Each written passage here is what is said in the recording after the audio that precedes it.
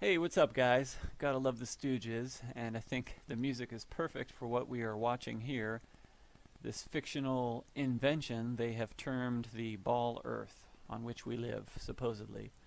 So, in this video, I would like to show you the shots I've taken through my telescope in my quest to find any curvature, which I cannot find, obviously, and also emphasize the equation used to determine how much curvature there should be per mile.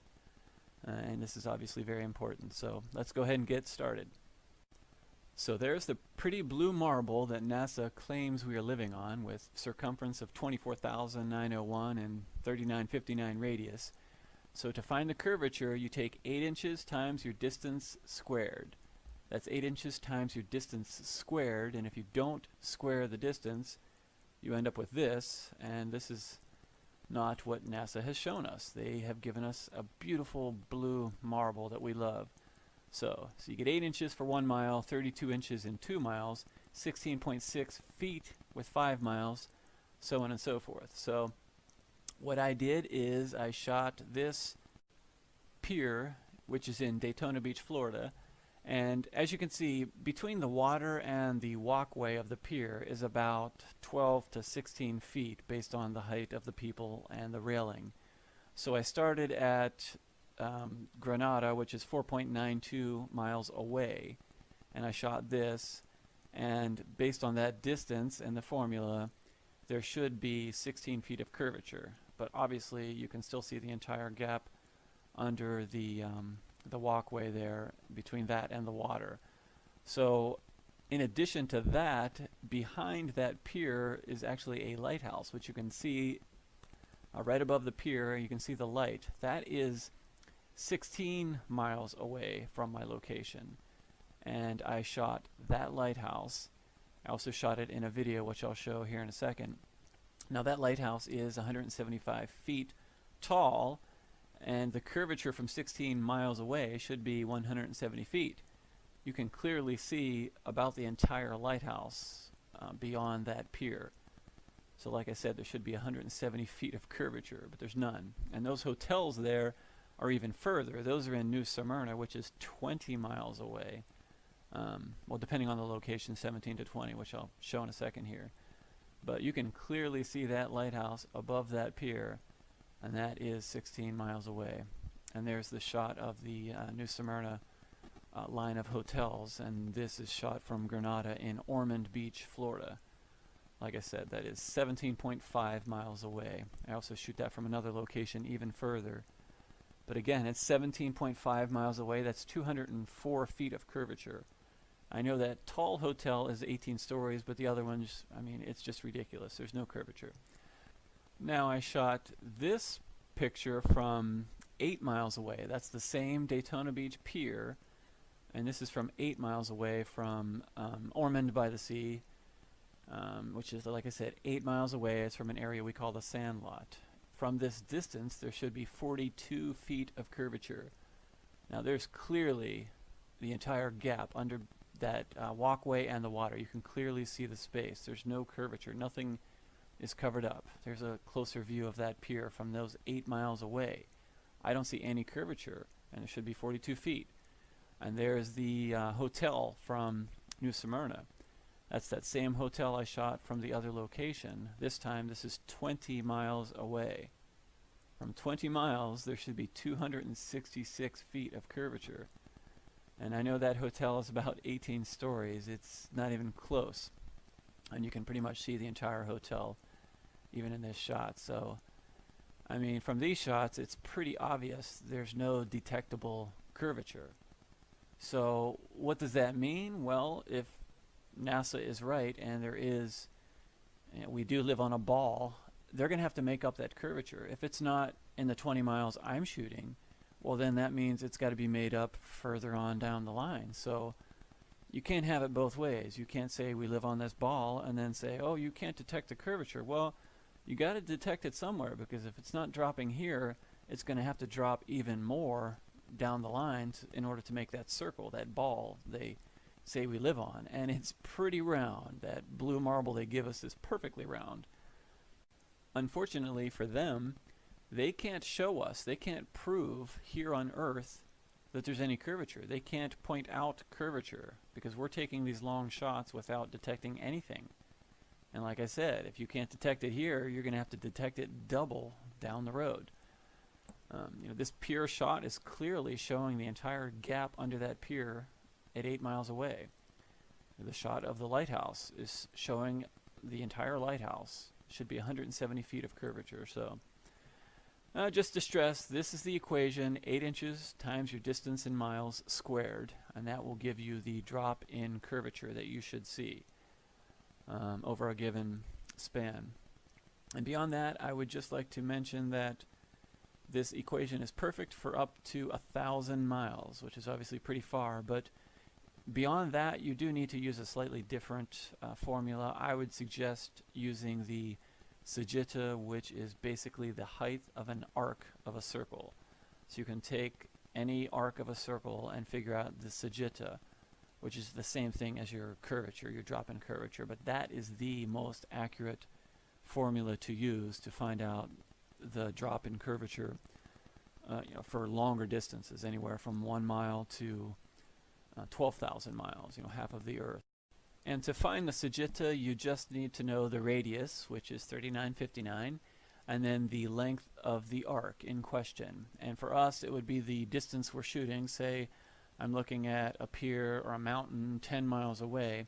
As an arc of a circle, that would be double. It would be 20 miles then, because you're on top of the ball Earth. So the distance you're looking at is, say, 10 miles this way, and then as an arc of a circle, it would be 10 miles the other way. But I didn't want to get too specific in that regard. We can leave that for another video, or perhaps somebody else can tackle that in greater detail. So that's it. The results are no detectable curvature, and as far as we can tell, everything is flat as a pancake. There she is, the blue marble in all her glory, the most widely used image of the earth. This image has been used over and over and over again for decades. In my opinion, it's one of the most realistic looking images of the earth from space. Now, NASA claims they don't have very many authentic photos from space, but they claim this one is authentic. They say the photograph was taken by astronauts on December 7th, 1972 at 5:30 a.m. Eastern Standard Time. It is one of the most widely distributed photographic images in existence. The image is one of the few to show an almost fully illuminated Earth disk.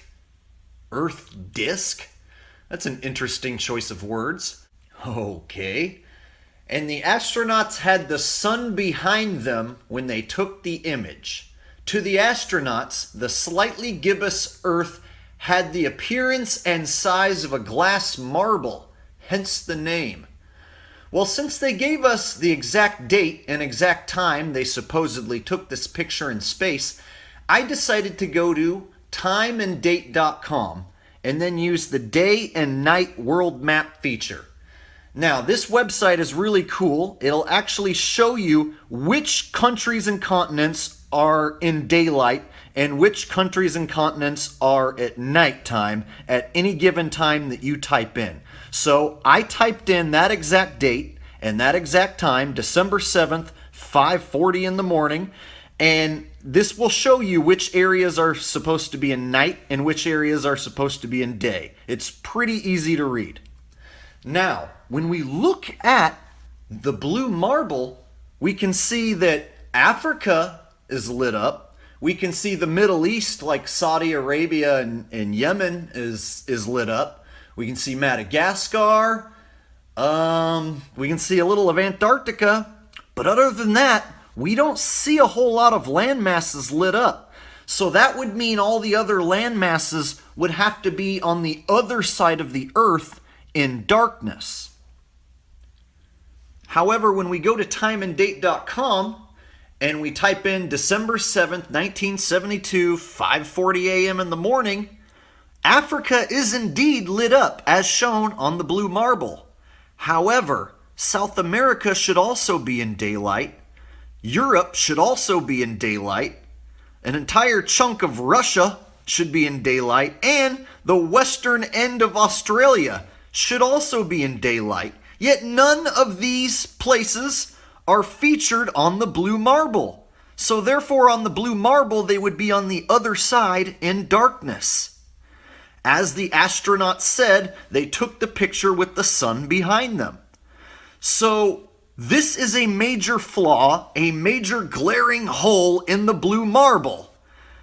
And literally anyone within a few minutes can take the time and convert Eastern Standard Time to other world times and find out all these places should be in daylight, such as Rio de Janeiro, 6:39 a.m. should be in daylight. Helsinki, Finland, 12:39 should be in daylight. Moscow, Russia, 1:39 should be in daylight. Perth, Australia, 5:39 p.m. should still be daylight. I think this more than proves, folks, that this photo is not a correct representation of Earth. It is just as fake as all of the other admittedly faked Photoshop composites. However, this one NASA claims is a real, authentic photo of Earth. Only problem is, all your other continents that should be in daylight are on the other side of your marble.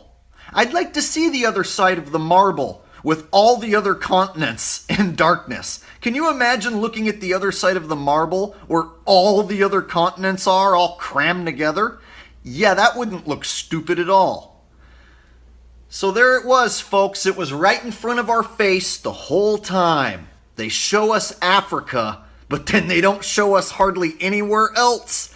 And there's all these other places that should have been in full daylight at that exact time when this supposed photo was taken, but they aren't, which proves it is not an authentic photo.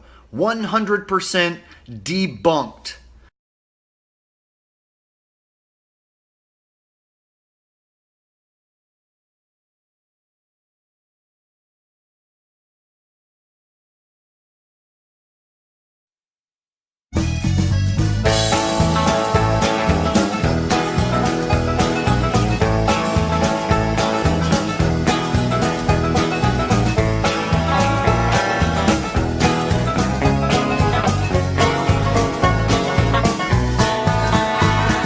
A friend of mine once told me to do a search online. Search for photos of Earth, he said. This shit will blow your mind. So I opened up the Google and I looked for photos of Earth. Well, a lot of photos came up. He said, click on the first. He said, that's the famous blue marble that everybody's seen. We've seen this photo 1,000 times upon our TV screen. Well, let me tell you something about that famous shot. It's not a photo at all, man. It was made in Photoshop. Cause there ain't no photographs of us. Somebody tell me why.